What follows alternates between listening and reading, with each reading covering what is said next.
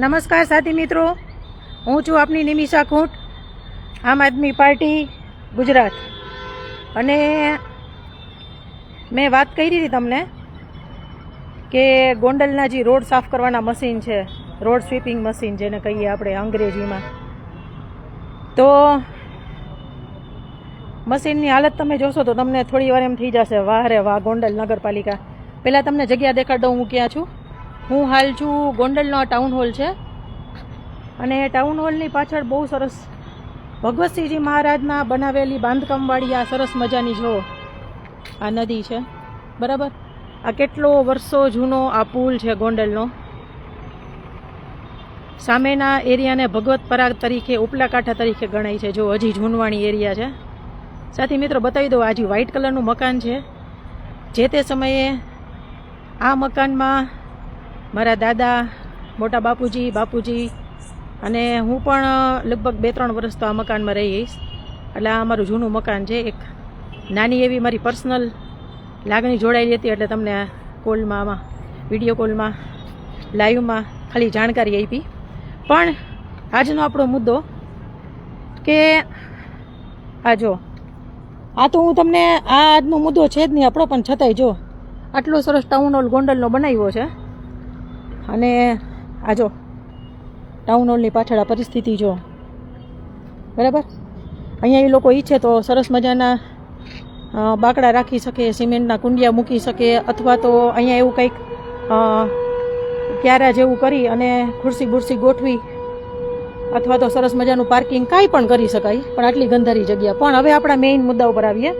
પહેલાં હું તમને દેખાડી દઉં કે આ જો ભારત ભંડાર મોલ છે ને, એની એક્ઝેક્ટ સામે ટાઉન હોલની એન્ટ્રી છે. હવે મેં તમને એક મશીન દેખાડ્યું, એક મશીન આપણે જોયું, બરાબર. અને એક મશીનની મેં જે વાત કરી હતી, એ મશીન અત્યારે કઈ કન્ડિશનમાં છે અને એ મશીન ક્યાં છે એ હું તમને બતાવું અત્યારે. એટલે તમને ખ્યાલ આવશે કે તમે જે ટેક્સ ભરો છો ને, એ ટેક્સના પૈસાનો કેવો ઉપયોગ થાય છે, અને એ ટેક્સના પૈસાની અત્યારે શું વેલ્યુએશન થાય છે. તમારે જ્યારે પણ મકાનનો વેરો ભરવાનો હોય ત્યારે એમાં કેવી ડેડલાઇનો લખેલી હોય, અને કોઈ કીધે ક્યારેક વહેલા મોડું થયું હોય તો પેનલ્ટી પણ લેવામાં આવે છે. અને હારે જે ઓલી બકેટ આપે છે, એ બકેટ માટે લોકોને 2-2 ધક્કા ખવડાવે. આ જો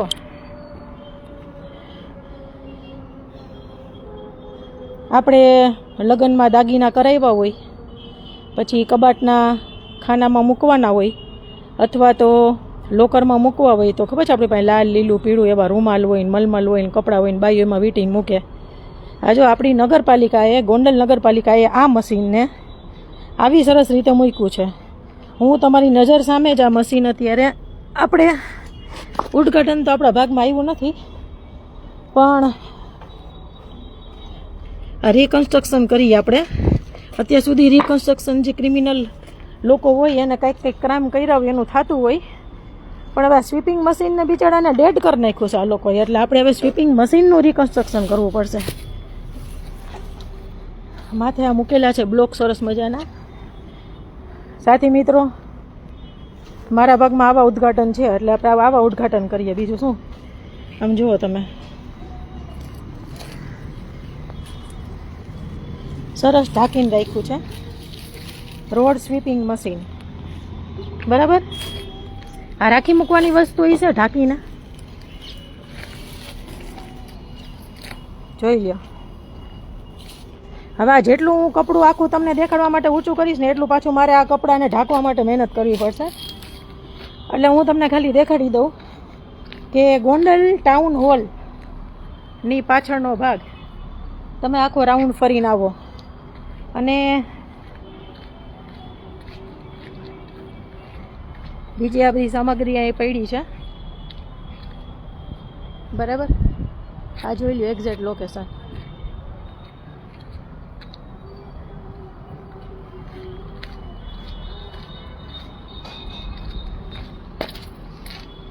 જો આ એક બાજુનું છે આવડું, આ સાફ કરવાનું, અને એમાં આવી રીતે કચરો બચરો ભરાયેલો પડ્યો છે, બરાબર. આ એની હાલત છે આવી, લાઇટ બાઇટ તૂટી ગઈ છે. અને હજી એક તો બાકી જ છે સાથી મિત્રો, હજી એક મશીન તો બાકી છે. એ મશીન પણ હું તમને મેક્સિમમ કાલ અથવા પરમ દિવસમાં એ મશીન ક્યાં છે, કઈ પરિસ્થિતિમાં છે, કેટલા સમયથી છે, કેટલા સમયથી એનો ઉપયોગ નથી થયો, એ બધી વસ્તુ હું તમને એની જાણકારી આપીશ. પણ દુઃખની વાત એ છે કે આવા મશીન છે આપણી પાસે. હમણાં જ આજે સન્ડે છે એટલે તમે સમજી શકો કે માર્કેટ બધી બંધ હોય, એટલે રોડ આજે ખાલી હોય. તો અત્યારે હું વિક્રમસિંહજી કોમ્પ્લેક્સવાળો રોડ છે ત્યાંથી હું બસ સ્ટેન્ડેથી ચાલીને આવતી હતી, ટૂંકમાં એક્ટિવા લઈને. તો મેં જોયું કે બે બાજુ ડસ્ટના થથ્થા જામેલા હતા, અને એમાં એક બાજુ એક દુકાનદાર છે ને એ સાવણી લઈ અને એ ડસ્ટને સુપડીથી ભરતા હતા. તમે વિચારો કે રૂટીન માર્કેટ ચાલુ હોય તો રૂટીન માર્કેટમાં શું હોય, મોટા મોટા કચરા કાં દુકાનદારે ફેંકેલા હોય ને કાં રસ્તા ઉપર જતા હોય, નાના છોકરાઓએ કંઈ વેફર ખાધી હોય. આ તે કચરો ફેંકવામાં તો આપણી પબ્લિકે કંઈ પાછળ એમ નથી. એટલે હું એવું નથી કહેતી કે માત્ર મેનેજમેન્ટ તો 1000% ડબલા ડૂલ જ છે, પણ આપણી પબ્લિકની થોડીક અવેરનેસ ઓછી છે. પણ આપણી પબ્લિકની અવેરનેસ જેટલી ઓછી છે ને એના કરતાં 500 ગણું છે ને દાંડાઈ નગરપાલિકાની છે. શું કામે? કોઈ પ્રકારનું મેનેજમેન્ટ જ નથી, કોઈ પ્રકારનું સેટિંગ, કાંઈ એવું સેટિંગ એટલે પૈસાનું નહીં, પૈસાનું તો ફૂલ સેટિંગ છે, એમાં તો એ લોકો અવ્વલ નંબર છે. એવું કોઈ સેટ કરેલો એ લોકોનો એજન્ડા નથી કે ગોંડલની કઈ કઈ જગ્યાએ કેટલો કચરો હોય છે. તો ત્યાં એવી રીતે કેવું ટાઈમ બિંગ એનું વીકલી અથવા તો વીકમાં ટ્વાઇસ અથવા તો વીકમાં થ્રાઇસ એવું શું ગોઠવણ થઈ શકે કે ત્યાં કચરો ભરાઈ પણ જાય, પ્રોબ્લેમ પણ ન થાય, લોકોને ગંદકીનો સામનો ન કરવો પડે. એટલે આજે મને એ વસ્તુનું દુઃખ થાય છે કે આપણી પાસે આ મશીન છે. જો આ મશીનનો ઉપયોગ એ લોકો સમયાંતરે કરે, ભલે 3 મશીન છે આપણી પાસે, તો આપણી પાસે મેઇન રોડ કંઈ ગોંડલ મેટ્રો સિટી તો છે નહીં.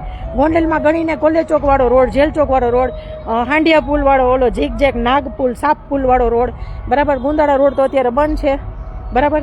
પછી યોગીનગરવાળો રોડ, જે મેઇન પોડા રોડ છે એની વાત કરું છું. તમે કદાચ એવું બોલશો કે બેન આશાપુરાવાળો રોડ કેમ નથી બોલતા? એ રોડ એટલે નહીં બોલું કેમ કે ધારાસભ્યશ્રીનું મકાન જ્યાં છે ને એ રોડ ઉપર તો આ મશીન ચાલે છે, બરાબર. ખાલી હું નોર્મલ પબ્લિક, તમારી મારી જેવી પબ્લિક જેના માટે આ મશીન યુઝ નથી થતું, હું એની વાત કરું છું. એટલે તમે જોઈ લ્યો કે કઈ રીતનું તંત્ર ગોંડલમાં ચાલે છે. અને આ મશીનની પરિસ્થિતિ એવી છે, તો જો આ ડસ્ટ સાફ કરવાનું મશીન યુઝ કરવામાં આવે તો માત્ર મોટો કચરો જ, સવારે જે આપણા સફાઈ કર્મચારીઓ છે એને ખાલી મોટા કચરાની જ ચિંતા રહીએ. બાકી સવારે કેવું થાય ખબર છે, જ્યારે કર્મચારીઓ વારતા હોય ને બિચારા, તો એને મોઢે કંઈક આમ બાંધવું રાખવું પડે. કેમ કે આજે ડસ્ટ તો કોને ન નડે યાર? ડસ્ટ નંબર 1 એલર્જીક વસ્તુ છે. મેડિકલ સાયન્સમાં જે કોઈ લોકો હોય સમજી શકે આ વસ્તુને, કે 90% એલર્જીક વસ્તુ હોય ને કોઈ તો એ છે ડસ્ટ. ખાવા પીવાનું એટમોસ્ફિયર બધુંય પછી આવે, પહેલા નંબર ઉપર ડસ્ટ આવે છે. અને એટલે જ જે યુરોપિયન કન્ટ્રીઝ છે કે જે બીજા યુએસના કન્ટ્રીઝ છે અથવા બીજા જે કન્ટ્રીઝ છે, ડેઝર્ટ એરેબિક કન્ટ્રીઝ છે, ત્યાં પણ ડસ્ટનો આટલો પ્રોબ્લેમ નથી જેટલો ઇન્ડિયામાં છે, માત્ર ને માત્ર સફાઈના કારણે. જો અંધારું થાય એ પહેલાં હું તમને બતાવી દઉં કે આને આપણે ચાંદલો કરીને ચોખા લગાડીને હાર પહેરાવી તો થાય, કેમ કે આનો કાંઈ ઉપયોગ એ લોકો કરતા નથી. અને તમે જુઓ કે આ વસ્તુ છે એ બટ ઓવિયસ છે, આ પ્લાસ્ટિકનું છે, આ તડકામાં આમને પડ્યું રહેશે. એટલે આ તો સવાલ વગરની વાત છે કે જો આ બટકી જ જવાનું છે, પ્લાસ્ટિક છે એટલે.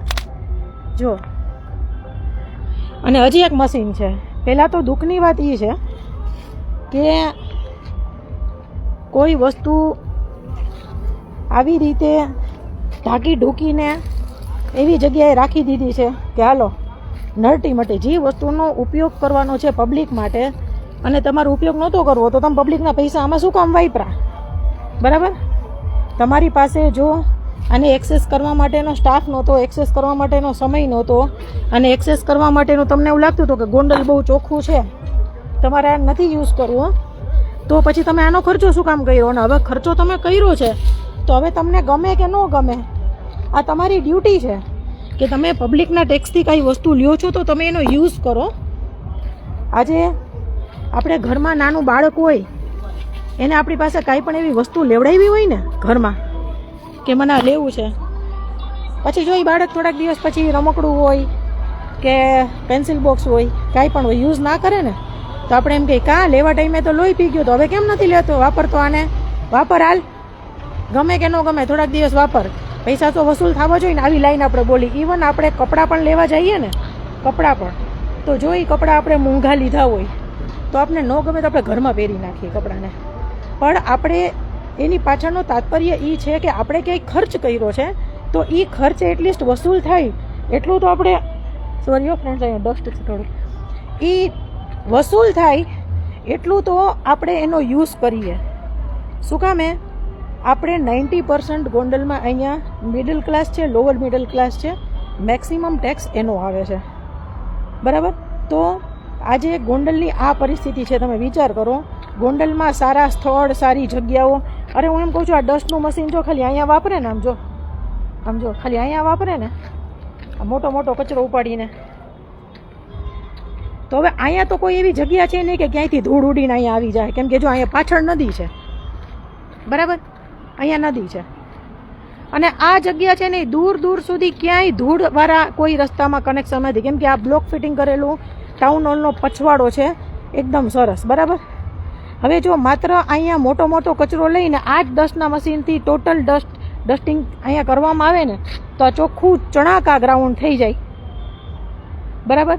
હવે જો આ પરિસ્થિતિ છે અત્યારે, જી એક ભગવતસિંહજી મહારાજનું ગોંડલ સ્ટેટ, કે મેં તમને ખાલી આમ જો ટૂંકમાં ભગવતપરા ખાલી દેખાડ્યું મેં તમને, ઝૂનવાણી, તોય આટલું સરસ જો હોય, જુઓ તમે, આ હજી જૂના જમાનાના બધા બિલ્ડિંગ ઊભેલા છે.